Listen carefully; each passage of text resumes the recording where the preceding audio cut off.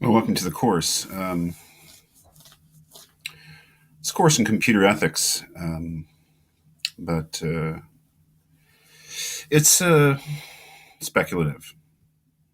I've taught computer ethics a number of times and in a number of different ways.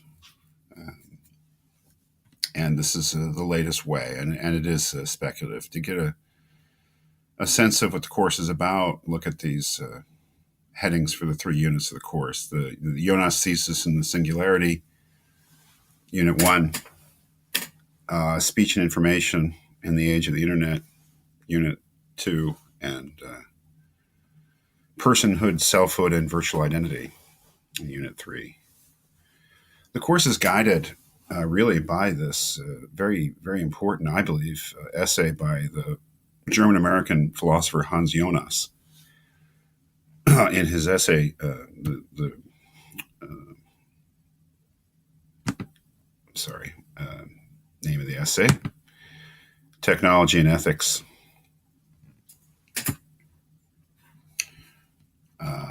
Technology and Responsibility, the New Task of Ethics.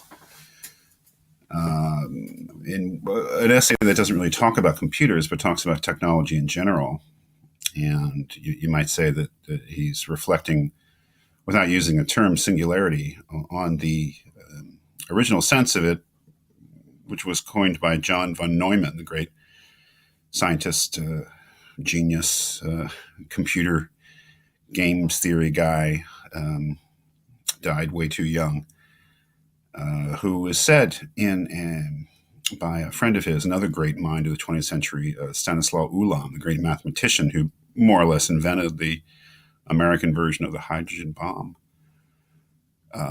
In his memorial essay about von Neumann, related this idea that von Neumann had that eventually technology would reach a certain point where human life as we know it could no longer be, could not proceed. And it didn't necessarily mean we would become extinct, but that the essence of what it meant to be human would change.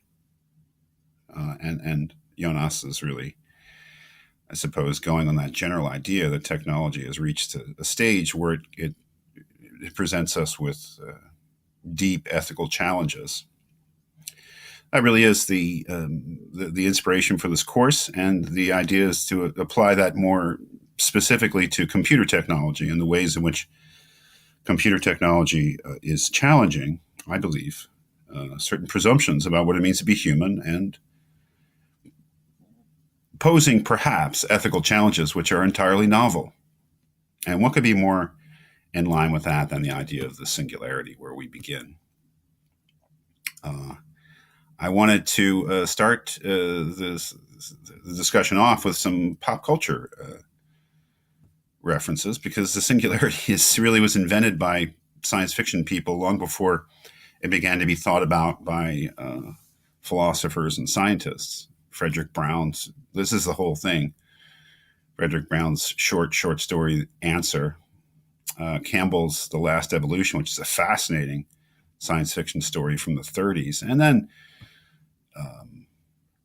a little bit from 2001. And what they all have to do with is creation of an artificial intelligence, and in the case of Campbell and Brown, the creation of a superintelligence, and just some speculation about what that would mean for human beings if they not only created a true artificial intelligence, which may or may not be possible or even coherent, and we'll look at that too, but what their situation would be in sharing a world with an intelligent being that was just miles beyond their own intelligence. And there's just this wonderful scene in Kubrick's Space Odyssey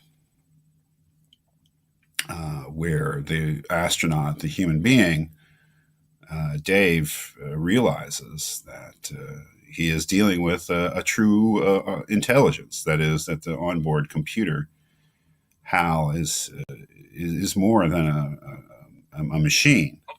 When he realizes he's dealing with a real being who has its own agenda, its own consciousness, its own will to survive, its own life.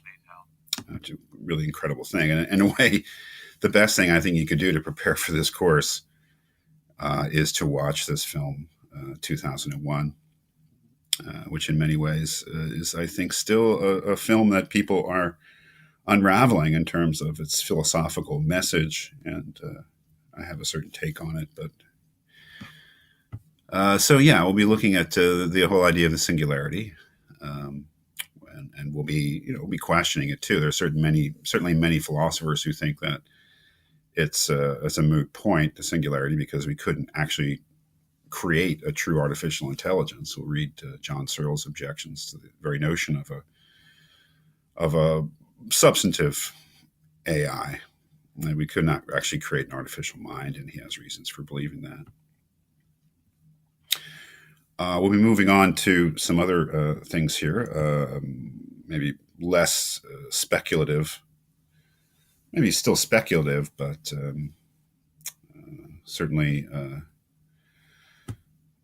more nitty-gritty issues having to do with some things happening today in terms of speech, and certain presumptions that perhaps, in line with Jonas, need to be reimagined in terms of our valuing of free speech, given the conditions of digital technology. We'll start out reading Immanuel Kant's famous 18th century essay, What is Enlightenment? And then look at the contemporary situation with regard to that.